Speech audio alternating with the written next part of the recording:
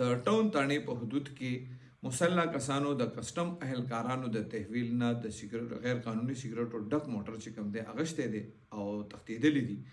د حوالې سره چې په ټاون تاڼه کې کوم FIR درج شوی دی په دې کې مدعي دی کسټم انسپکټر دی افتخار.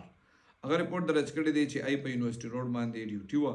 د دوران هغې یو موټر ودرولو، د هغې له ډرایور وتښتېدو. بیا چې دی کله د موټر تالاشي واخیسته نو په هغې کې غیر قانوني سیګریټ وي. دغه موټر بیا دی روان کو چې کسټم آفس ته بوځي. دی وی په لار روانو، په بل موټر کې کسان رالل او د دینې په زور دغه د سیګریټو والا چې کوم موټر و هغې ته واغشته او وتښتېدل. دی کوشش کړی دی خو دی وی هغه کسان چې کوم دي نو هغه بیا دغه گاډۍ د دې نه اغشتې دي او تښتېدلي دي. دی بیا تللی دي د ټاون تاڼې ته. د ټاون تاڼې پولیس چې کوم دي هغې د دغه مسلح کسانو خلاف FIR درج کړی دی او په دې کې مزید تفتیش شروع کړی دی. څنګه چې ما تاسو ته وی دا کم موټر چې د کسټم اهلکارانو د تحویل نه یې بوتلی دی نو په هغې کې کسټم والا وایي چې په هغې کې غیر قانوني سیګریټ